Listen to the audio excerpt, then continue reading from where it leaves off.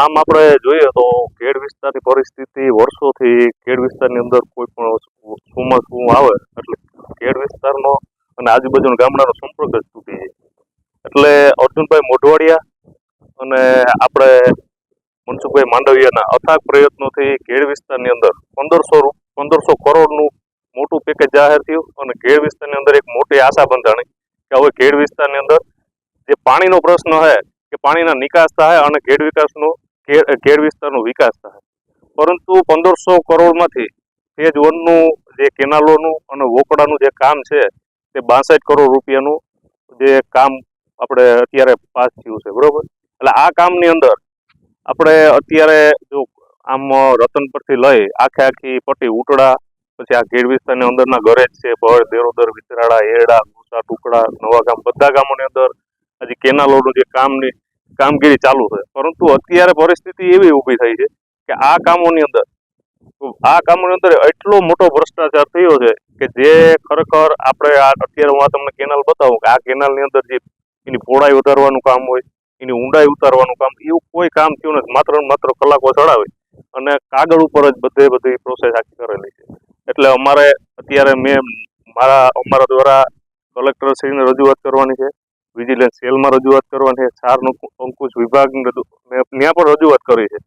એટલે આ કામો જે છે એટલે વિજિલન્સ સેલને પણ વિનંતી કરું, ગુજરાત રાજ્યના મુખ્યમંત્રીને એક કાગળ લખવાનો છે કે આ કામોની બધી ખરેખર યોગ્ય તપાસ થાય અને આ તપાસ દ્વારા થાય અને કઈ પરિસ્થિતિની અંદર બધી જગ્યાએ અટાણા કેનાલોની શું પરિસ્થિતિ છે, એકઈ કેનાલના લેવલ મળતા જ નથી. જે લેવલ પ્રમાણે અત્યારે બિલ પણ ચૂકવાઈ ગયા, 25 કરોડની આજુબાજુ બિલ ચૂકવાઈ ગયા, 25 કરોડ જેવું કોઈ જાતનું કોઈ કામ છે જ નહીં.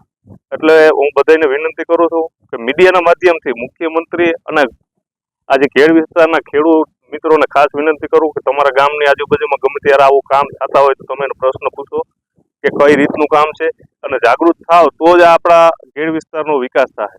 એટલે એ માટે થઈ અત્યારે અમે કાલે બધાને કાગળ લખવાના. અત્યારે આ મીડિયાના માધ્યમથી આ કેનાલની કોઈ ઊંડાઈ નથી, પહોળાઈ નથી, એ લેવલ મેચ થતા નથી અને માત્ર હિટાચીના બિલ જ ઉતારી દીધા.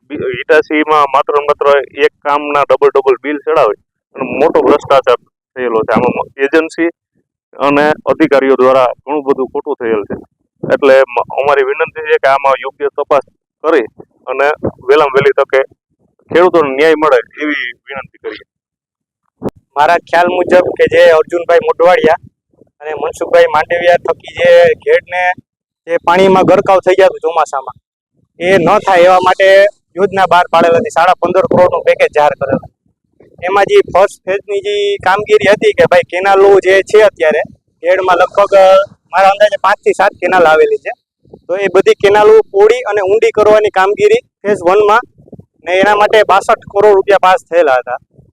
તો અત્યારે અમે એક કેનાલની મુલાકાતે આવ્યા છે. લગભગ 7 કેનાલ છે, એમાંથી 50% એક કેનાલમાં 50% કામ થયેલું છે.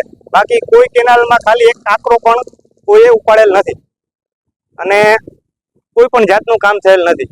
તો મારી પાછળ તમે એક કેનાલ જોઈ શકો છો. આ જૂની કેનાલ છે, અત્યારે ચોમાસું આવેલ નથી. તો ચોમાસું નથી આવેલ તો આખી કેનાલ પાણીની ભરેલ છે. તો ચોમાસું આવશે તો બીજું પાણી ક્યાં જશે? તો જે આ કેનાલ પોળી કરવાની હતી અને ઊંડી કરવાની હતી જેથી કરીને પાણીનો સમાવેશ થઈ જાય અને પાણીનો નિકાલ થાય, એ મુજબ કોઈ પણ જાતનું કોઈ પણ કામ કરેલ નથી અને માત્ર કાગળ ઉપર પૈસા બતાવી દેવેલ છે અને હિટાચીની કલાકો ચડાવેલ છે કે ભાઈ કામ કરેલ છે આ કેનાલનું. ટૂંકમાં 7 કેનાલ હતી, 62 કરોડ પાસ થયેલા છે. તો ટૂંકમાં એ કામ કાગળ ઉપર થયેલું છે પણ અહીં હાજર કોઈ પણ જાતનું કામ થયેલ નથી એક પણ કેનાલ. ભ્રષ્ટાચારમાં તમે સમજી લ્યો ને આમાં તમે 62 કરોડનું તમે પેકેજ જાહેર કરેલું છે, ઓછામાં ઓછું 10 કરોડનું કામ થયેલ નથી. મોટો 50-60 કરોડનો ભ્રષ્ટાચાર થયેલ છે આમાં. અને ખેડૂતોને કોઈ પણ જાતની આમાં કંઈ ઓલું થશે નહીં કે ભાઈ આ ઓલું થયું તો એ પાણીમાં પાછો વરસાદ આવશે એટલે ઘેડ વસ્તાર પાછો પાણીમાં ગરકાવ થવાનો જ છે. કે ભાઈ આ અધિકારી કોઈ પણ જે હોય તો એ વ્યવસ્થિત કામ કરે અને જે કાગળ ઉપર જે દર્શાવેલું છે એવું જ કામ કરે અને ખેડૂતોને મદદ થાય એ માટે. ફરિયાદમાં તો એવું છે કે મેં અગાઉ સાર અંકુશ વિભાગમાં પત્ર લખેલો, ત્યાંથી કોઈ પણ જાતનો મને કંઈ મળેલ નથી. હવે મારે અગાઉ વિજિલન્સમાં ફરિયાદ કરવાની છે અને કલેક્ટરમાં પણ કાગળ મોકલવાનો છે અને એક કોપી આપણે મુખ્યમંત્રી અને મનસુખભાઈ માંડવિયાને પણ મોકલવાની છે. હવે અમારા ગામની અંદર 5 કેનાલો છે. આ સીતા કેનાલ છે, આગળ માપલી કેનાલ છે, તો એક ખારી નેર કહેવાય રહી જે આપણે ડેમમાંથી આવે ને એક એ ડેમમાંથી કેનાલ સીધી વાડીઓમાં જાય રહી. એક જ કેનાલ સાફ થઈ. આ 4-5 કેનાલમાં એકમાં ક્યાંય સાફ જ નથી થયું, એમની જ ઊભી. એ કઈ કેનાલ સાફ થઈ નથી, તો ખેડૂતને બધાને ફાયદો થાય ને કે આ જે વરસાદ પછી પાણી આમાં કેનાલમાં હોય તો ખેડૂત બધા પાણી ખેતરમાં કાઢી શકે, બધું ફાયદો થાય ને. ખરેખર આ કેનાલ સાફ થવી જોઈએ. એક તો આટલા વર્ષે આ કેનાલ મંજૂર થયું સાફ થવાની, તો અત્યારે રોગી ચોપડે ચડી ગઈ, કોઈ કેનાલ સાફ થઈ નથી. એક જ કેનાલ અમારા ગામની, એ 50% કેનાલ સાફ થઈ, એ આખી કેનાલ સાફ નથી થઈ. આ બાકીમાં તો ક્યાંય જીસીબી ઈટાસી કોઈ ઉતર્યું જ નથી. એક જ કેનાલમાં એમાં 50% જ થઈ. ખરેખર આ કામ થવું જોઈએ. જે સૈદ્ધાંતિક મંજૂરી મળેલ છે તે અંતર્ગત ફેઝ 1 હેઠળ અંદાજિત 121 કરોડ આસપાસની વહીવટી મંજૂરી મળેલી અને જે અંતર્ગતના કામો ચાલુ છે અત્યારે. આ ફેઝ 1 અંતર્ગત સોરઠી ખેડ વિસ્તાર અને બરડા ખેડ વિસ્તાર બંને વિસ્તારમાં નદી, પોકડા, કેનાલો, એની સાફ સફાઈ, જંગલ કટિંગ એ પ્રકારની કામગીરી ચાલુ છે. અંદાજિત મહદઅંશે કામગીરી પૂર્ણ થઈ ગઈ છે. અંદાજિત 90% ઉપર જેવી કામગીરી પૂરી થઈ ગઈ છે. એક ફેઝ 1 હેઠળના 121 કરોડના કામો છે, જે અંતર્ગત મોટા ભાગના બિલો બાકી જ છે.